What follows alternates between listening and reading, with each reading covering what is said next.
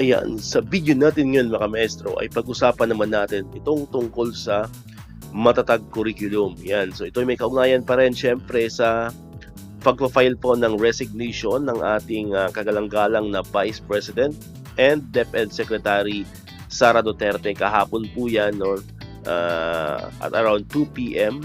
Ayan, ito lang po ang effectivity naman po ng kanyang resignation is until July 19 pa naman ata yung hindi ako nagkakamali. Nagbigay siya ng 1 month na preparation para sa proper turnover ng kanyang mga documents and other work related sa kanyang pagiging DepEd Secretary. So until July ay si Madam BP pa rin naman po ang ating magiging DepEd Secretary. Ayan.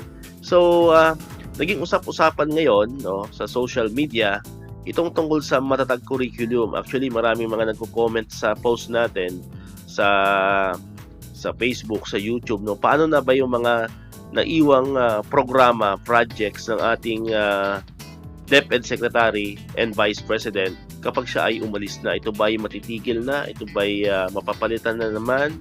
Ayan. And syempre, ang pinaka-critical dito at ang pinaka-importante is itong ating matatag curriculum. Ayan. Kasi kung maalala po ninyo, ang ating matatag curriculum ay nagkaroon ng pilot implementation last school year, and this coming school year 2024-2025 ay formal na pong i-implement ang ating matatag curriculum for grade kindergarten, grade 1, grade 4, and grade 7. Actually, kasama po ako sa na-train, no, ng aming division, no. Isa po ako sa maging trainer ng aming division para sa matatag curriculum na gagawin po ngayong July, no, ngayong July 8 to 13 sa aming division. Ano po?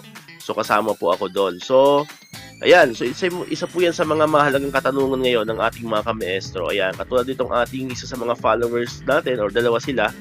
Ayan, ang unang tanong diyan is, tuloy pa po kaya ang matatag curriculum ngayong pasukan? At yung isa naman, paano na po kaya ang matatag curriculum?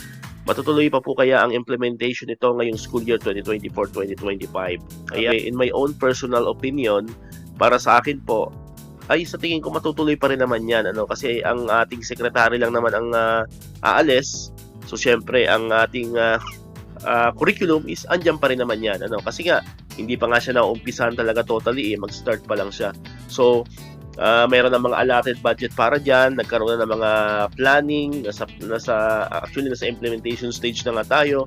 So marami nang naging sacrifices, marami na naging puhunan, kumbaga, para dito sa ating matatag curriculum. Kaya wala po akong nakikitang dahilan para ito po ay ipatigil, ano po, or para ito ay palitan na naman ng panibago. Okay? So yun po yung nakikita natin, kasi lahat naka-ready na po diyan, no? Especially yung mga kindergarten teachers, grade 1 teachers, grade 4 teachers, and grade 7 teachers. Kumbaga nasa mind na po nila na talagang pagdating ng pasukan ay i-implement na or sisimulan na natin itong ating matatag curriculum, no. But syempre, to make it official, syempre antayin pa rin natin yung maging announcement ng ating kagawaran ng DepEd. And ang totoo yan, syempre bago naman i-implement itong matatag curriculum, syempre alam naman yan ng ating mahal na Pangulo. Okay? So sa tingin ko naman, ang ating mahal na Pangulo, si BBM, tingin ko tutuloy niya pa rin naman yung ating matatag curriculum. Now, sabi ko kanina, to make it official, antayin natin ang magiging ano ulit dyan, ang magiging stand ulit ng DepEd. And actually, wala pa naman tayong bagong secretary. Ano po? So, sabi ko kanina, ang effectivity ng resignation ni VP Sara is until July pa naman. So, at the moment, no, as of this moment, si VP Sara pa rin naman ang ating secretary. So, sa tingin ko, nakadepende na yan sa susunod na magiging secretary kung ipapatigil niya ba itong implementation itong matatag curriculum. Ano po? So, kasi syempre siya na yung may power dyan. Ano po? Pero sa tingin ko naman, hindi niya naman siguro ipapatigil yan. Tingin ko itutuloy na lang yan. Kasi nga sabi ko kanina, marami na tayong ginugol na oras, ginugol na pera, no? Ginugol na kumbaga marami na nagsunod ng kilay dyan ng mga expert, no, para lang masimulan at mabuo itong ating matatag curriculum. Okay? So yun po yung stand natin dyan. Kayo po, sa tingin nyo mga ka-maestro, karapat dapat bang itigil na or itigil na ang matatag curriculum? Dapat na ba ulit itong palitan kahit hindi pa siya nag-formal na nag-umpisa?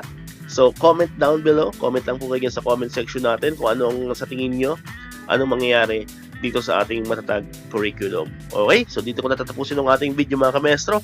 Kung di ka pa nakapag-subscribe, subscribe ka na sa ating channel para ikaw yung unang makakapanood ng mga videos na ina-upload natin, itong mga videos about DepEd, mga updates. And syempre, click mo na rin ang notification bell button para manonotify ka, updated ka pag may mga bago tayong uploaded na videos. So muli, maraming salamat sa inyong panonood at pakikinig.